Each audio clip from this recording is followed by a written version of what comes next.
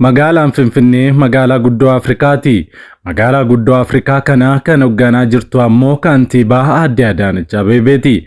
Haa ta'u malee booda kana magaalattii keessatti mudannoowwan namoota magaalattii seenan mudataa jiru gaarii miti. Tibbana qorannoo magaalattii keessatti taasifameen wanti hamaa fi namatti hin tolle jiraattota magaalattii fi aangaa'ota mootummaallee rakkise magaalattii keessatti argameera. Wanti qorannoodhaan magaalaa Finfinnee keessa argamee fi yaaddessaadha jedhame kun maali? Wayita magaalaa Finfinnee keessa imaluu of eeggannoo attamii gochuu qabna? Bal'ina isaa isin biraan geenya. Paarlaamaan Itoophiyaa har'a walgahii taa'eera. Mootummaan Itoophiyaa haala yeroo biyya keenya wajjin wal qabsiisee wixinee seeraa haaraa dhiyeessee jira.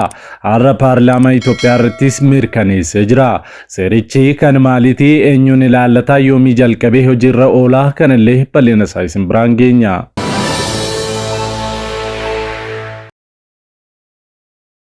Odeessa keenya gara biraatiin Soomaaliyaan Ameerikaaf buufata doonii addaa jedhamee dhiyeessuun ishee dhaga'ame.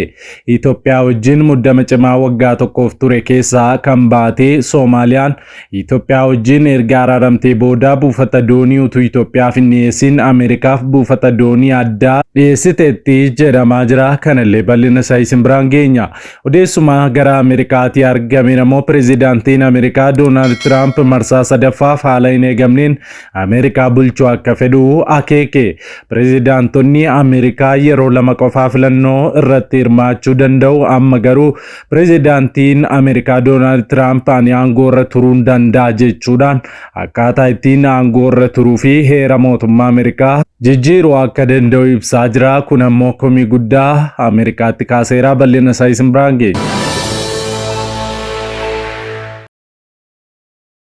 Nagaaf jaalalli ardii jirtan maratti sinaa qaqqabu daawwattoota keenya odeessa wayitawaa yeroo kanaaf siniif qindeeffannee qabannee dhiyaanneerra hamma xumura qophii keenyaatti nu wajjin tura. Yeroo jalqabaaf gara chaanaalii keenyaatti kan dabalamtan subscribe gochuun mallattoo beelii sana fuulduratti sinii dhufu ala tokko gadi tuquun ol kan jetturraa kaadha. Like, share, commentis godha. Yeroo kana gootanii kaasee yeroo hundumaa oduuwwan haaraan wayita gadhiifaman dafanii isin qaqqabu. Kallattiin gara oduu keenyaatti wal wajjinaa dabarru.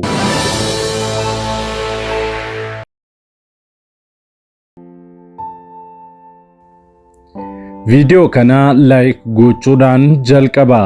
Magaalaa Finfinneetii wanti namatti hin tolle dhaga'amaa jira.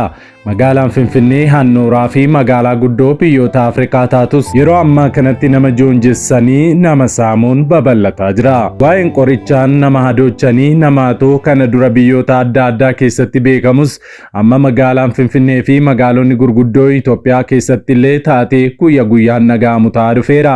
Namoonni gariin hanna akkasii hojii falfalaati yoo jedhan kaan isaanii ammoo wanta akkasii jiraachuu isaayyuu hin amananii.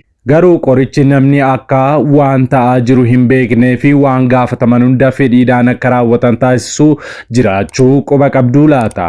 Waa'ee maalummaa fi amaloota qoricha kanaa kaasuun dura namoonni haala kanaan hataman mudannoo isaaniirraa BBCdhaaf qoodaniiru.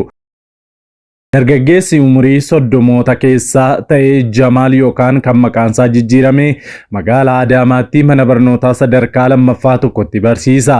Guyyaa tokko mana barnootaatti osoo galuu namoonni lama akka waan baadiyyaa irraa dhufanii fi magaalaa keessaa hin beekne fakkaatanii itti dhiyaachuu hima. Magaalaa irraa waa bitachuuf akka dhufanii fi bakka wanti sun jiru akka itti agarsiisuu isa kadhatan. Innis gara laafummaadhaan isaan gargaaruuf murteesse. Wajjinis mala jalqabe. Sana booda waan ta'e akka hin beekne waliin gara baankii deemee lakkoofsa herreega isaarraa birrii 20,000 fi lakkoofsa icciitii ATM isaallee akka kenneef kan yaadate erga taateen kun raawwatee yeroo muraasaan booda ture. Yeroo sanatti waan sana hundaa maaliif akka godhuu fi akkamitti akka raawwate wanti inni beeku hin turre. Waan akka nama abjuu keessa jiru wayii itti fakkaatas jedhe. Wayitaa of baruu daandii maddii taa'aa akka turee fi deeggarsa namootaan bakka jiru adda baafachuu BBCtti himeera. Namni biraa Dhaqqaboo jedhamus haaluma wal fakkaatuun magaalaa Finfinnee keessatti hatame. Akka inni jedhutti guyyaa tokko osoo taaksii qabachuuf deemu maanguddoon tokko daandii irraa itti dhufuun mana qorichaa barbaadaa akka jiruu fi yoo beeke akka itti agarsiisu gaafatan. Innis akka hin beekne utuu deebisaa fi jiru wayituma sanatti maanguddichi nama biraa achiin darbaa jiru biraa gaafatan. dubbatan. Namni haaraan kunis isaanitti dabalamuun manni qorichaa naannawa sana jiraachuu akka beekuu fi dhaqqabootti siquudhaan maanguddoo kana gargaaruu akka qaban amansiisuuf wayita haasaan taaksii keessa seenuu irraan kan hafe waan achiin booda ta'e akka hin yaadanne dubbata.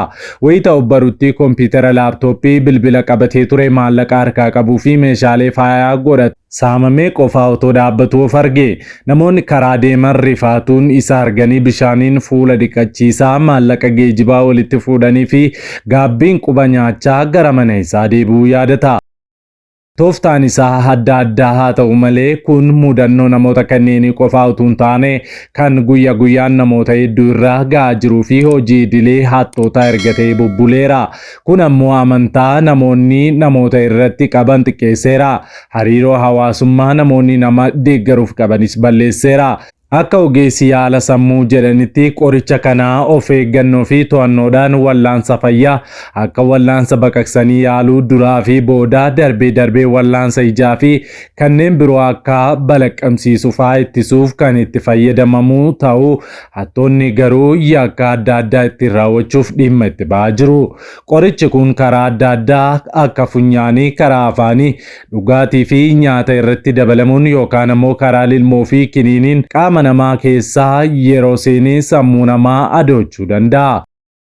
Qorichoonni biroo sammuu namaa irratti jijjiiramoota uuman illeen qorichi iskoopolaamayin jedhamus gosa dhaamsa daddabarsitoota narvii sammuu keessaa tokko kan ta'e asetaayilkoolaayin jedhamu irratti dhiibbaa geessisuun hojii isaa kanneen akka maashaa to'achuu, waa yaadachuu, waa baruu, dammaqaa ta'uuf gargaaru adoochuun hojii isaa akka dagatu isa taasisa. Namoonni qoricha kanaan yakka adda addaa raawwatan tooftaalee adda addaa fayyadamuun namatti dhiyaachuun qorichi kun karaa afaanii fi funyaanii yookaan nyaataa fi dhugaatiin akka gara qaama namaa seenu taasisu. Nama namatti garaagarummaa qabaatus irra caalaatti namni qoricha kanaan hadoodee mallattoolee kanneen akka joonja'uu, ija babaasuu, mataa dhukkubbii, afaan goggoguu, waan yeroo sanatti ta'aa jiru yaadachuu dadhabuu, madaallii ofii eeggachuu dadhabuu, salphaadhumatti gowwoomfamuu, xiyyeeffannoo dhabuu, murtee sirrii murteessuuf rakkachuu, waan hattoonni godhi jedhan tole jedhee gochuu fa'aa mul'isuu danda'a. Hanga qoricha fudhatame irratti hundaa'uun hanga gaggabuu, laamsha'uu fi dhahannaan onnee humnaan ol dabaluun hanga nama ajjeesuuttis geessisuu danda'a jedhu ogeessi kun. Namoota tokko irratti ammoo miireffannaa sobaa akka waan hin jirre arguu fi sagalee hin jirre dhaga'uu fa'aa uumuu danda'as jedhu. Hanna gosa kanaa wanti adda godhuu guutummaan guutuutti ofirraa ittisuun hin danda'amus jedhu. Garuu waa'ee tooftaa hanna kanaa irratti hubannoo argachuun akka of eeggatan taasisa. Bakkeewwan namoonni itti heddummatanii fi yakki akkasiif nama saaxilanitti of eeggannoon socho'uu, nyaataa fi dhugaatii nama hin beekne biratti dhiisanii deemuun deebi'anii fayyadamuu dhiisuutu gorfama. Kana malees nyaataa fi dhugaatii nama hin beekne irraa fuudhanii fayyadamuu dhiisuun, geejjiba amansiisaa fayyadamuu, yeroo ariifannuu fi xiyyeeffannoon keenya hin jirre meeshaalee qaalii ta'an qabannee deemuu dhiisuu, naannawaa wantoonni akkasii itti baay'atu irraa fagaachuu, bakka hanna akkasiif mijataa ta'e qofaa deemuu dhiisuu fi yeroo hundaa dammaqaa ta'uun karaalee carraa hanna akkasii xiqqeessan keessaa muraasadha. Of eeggannoo barbaachisu gochuun dabalataan odeeffannoo waliif kennuun bakka hanni akkasii itti heddummatu eeruu kennuun qaamoleen nageenyaas to'annoo cimsuun mootummaanis yakkoota gurguddoo hannaa gudeeddii fi kanneen biroo haala kanaan raawwatamu irratti yeroo yeroon seeraa adabbii cimsuun yakkoota akkasii xiqqeessuun ni danda'ama. Yeroo wantoonni akkasii nama mudatu immoo rifaatuu keessaa ba'anii of tasgabbeessuu fi gara mana yaalaa deemuun gaariidha jedhu gorsaa fi ogeessi yaalaa sammuu BBC'n dubbise. Kanaaf wayitaa magaalaa Finfinnee keessa imaltanitti yeroo hundumaa dammaqoo ta'uun wayita gara gabaa seentanitti ammoo meeshaalee qaqqaalii bilbilaa fi meeshaalee faayaa mormaa harka irratti fayyadamtan manatti dhiiftanii ba'uun filatamaadha. Waaqayyo hannaa fi joonjessaa akkasii jalaa isin haa baraaru. Paarlaamaan Itoophiyaa labsii yeroo aangoo bulchiinsaa naannoo waggaa 2 dheeressuu raggaasise.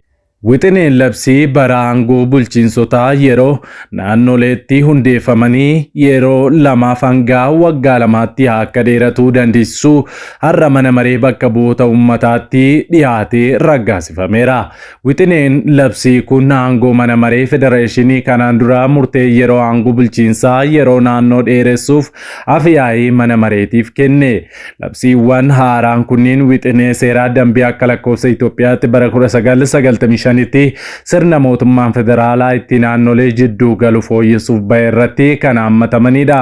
Paarlaamaan walgahii har'a kibxata eebila 1 bara 2025 geggeeffate irratti dhiyaachuudhaan kan raggaasifame labsiin kun bulchiinsa yeroo naannoo Tigraay kan barri aangoo isaa xumurame kan waggaa dabalataa tokkoof dheeressu taas jedhameera. Bulchiinsi yeroo naannoo Tigraay kan hundeeffame dambii akka lakkoofsa Itoophiyaa bara 2015 tti bahee irratti bu'uureffamuun ture. Dambichi bulchiinsa yeroo sana hundeesse ammoo labsii sirna mootummaan federaalaa itti naannolee jidduu itti galu kan labsee fi gara waggaa 22 dura bahe irratti hundaa'uudhaani. Labsiin kunis mootummaan federaalaa haalawwan sadi irratti hundaa'uudhaan naannolee jidduu galuu akka danda'u labseera. Sababni dursa eeramee nagaa dhabinsa naannoo keessatti uumamu yoo ta'u, yeroo kanattis mootummaan federaalaa akka jidduu galuuf mootummaan naannichaa gaaffii dhiyeessuu danda'a. Naannicha keessatti yoo sarbamni mirga namummaa raawwatamee fi mootummaan naannichaa yoo gochichaa to'annaa jala oolchuu dadhabe mootummaan federaalaa jidduu gala. Haalli sadaffaan labsicha irratti kaa'ame gochawwan akka sochii hokkora hidhannoon deeggarame yeroo raawwatamutti yoo heerri mootummaa balaa irratti kufuudha jira. Sababiiwwan haalliwwan akkasii mudachuun jidduu naannolee kan galu mootummaan federaalaa dhimmoota raawwachuu qabaatu keessaas qaama seera raawwachiisaa olaanaa naannichaa dhorkuudhaan bulchiinsa yeroo itti waamaminsaa mootummaa federaalaa ta'e hundeessuudha kan jedhe keessatti argama. Bulchiinsi yeroo haala kanaan hundeeffamus kan turuu yeroo waggaa 2 hin caalleef akka ta'e labsichaan kaa'ameera. Manni maree federeeshinii aangoo bulchiinsaa yeroo dheeressuun barbaachisaa yoo ta'e argate yeroo baatii 6 hin caalleef dheeressuu akka danda'u labsicha irratti kaa'ameera. Haaluma kanaan turtii waggaa 2f dheereffamee jira. Har'a wixineen bara aangoo bulchiinsa naannolee dheeressuu mana maree bakka bu'oota uummataa Itoophiyaaf dhiyaate. Odeessa keenya gara biraatiin Soomaaliyaan Ameerikaaf iddoowwan buufata waraanaa fi doonii murteessaa jedhamee dhiyeessite. Soomaaliyaan qaama galaana bulchiturraa Ameerikaaf iddoo tarsiimawaa to'annoo buufataalee waraanaa fi dooniiwwaniif oolu dhiyeessuuf qophaa'uun gabaafameera. Reuters xalayaa pireezidaantiin Soomaaliyaa Hassan Sheikh Mohammad pireezidaanti Doonaald Tiraampiif ergan jedhame jimaata isa qaqqabu gabaasee jira. Xalayaa bitootessa 16 barreeffamee fi dippiloomaatiin tokko dhimmi quba qabu Reuters mirkaneesse Hassan Sheikh Mohammad buufataalee Ameerikaaf qopheessan tarreessaniiru. Akka xalayaa kanaatti buufataalee qilleensaa Baalii Dooglee fi Barbaraa jiru akkasumas buufata doonii Barbaraa fi Bosaasoo jiran Ameerikaan akka qabattuuf yaada dhiyeessaniiru. Ministeerri dhimma alaa fi kan odeeffannoo dhimma kanarratti yaada akka kennan gaafataman ammatti deebii hin kennine. Iddoon Soomaaliyaan Ameerikaaf kennitu kun Waashingitan gaanfa Afrikaa irraa teessoo waraanaa cimaa akka qabaattuuf sochii shororkeessummaa Soomaaliyaa fi naannicha jeequ qolachuuf akka gargaartu hireeuma. Iddoon tarsiimawwan dhiyaate kun hariiroo Ameerikaan naannicha waliin qabdu cimsuuf hiree bal'isa.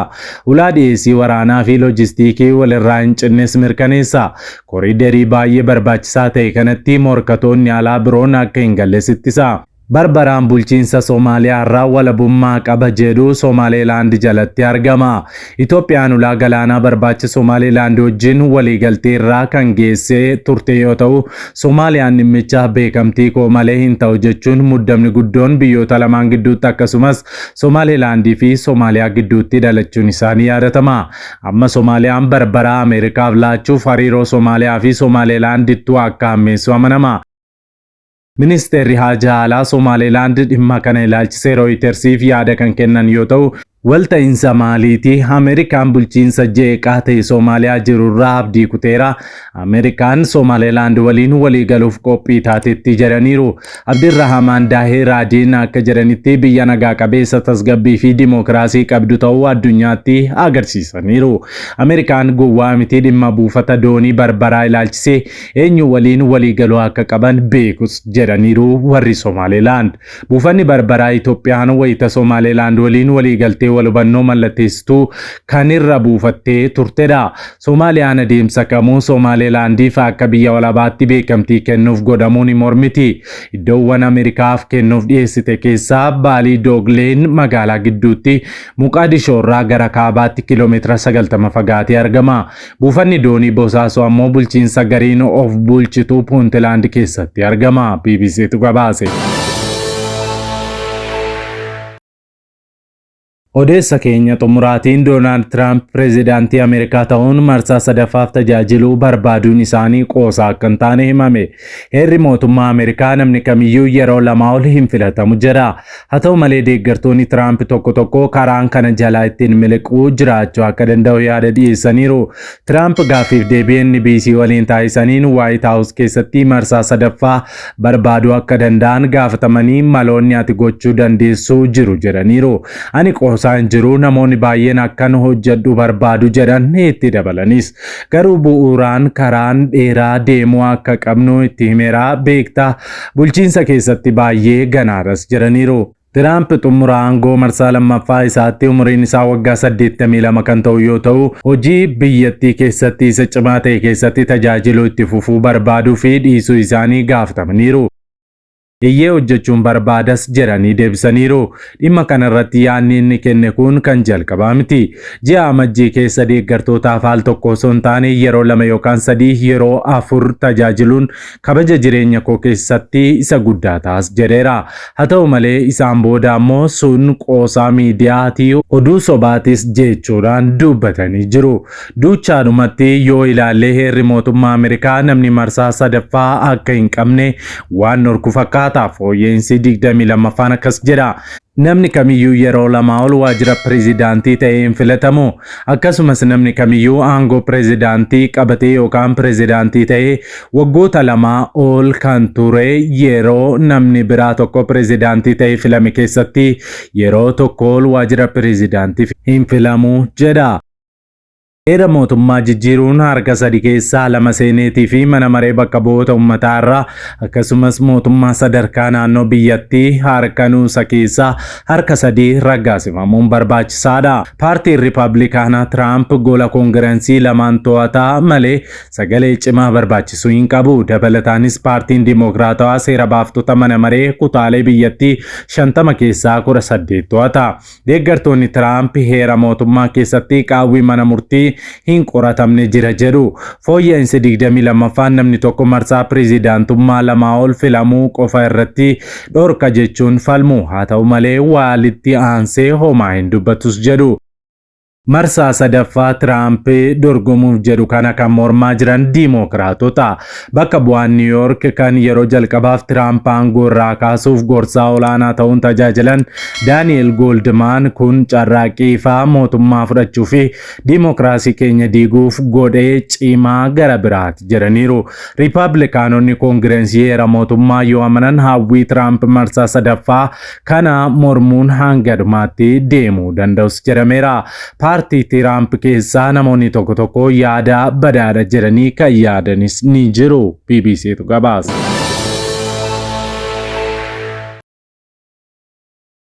Egaan daawwattoota keenya qophiin yeroo kanaaf qabannee dhiyaannee kanneen hanga ammaatti daawwattanidha. Qophii keenya walakkaatti kan nutti dabalamtan chaanaalii keenya subscribe, like gochuu hin dagatina. Saatotaan booda hanga walitti deebinutti nagaan tura.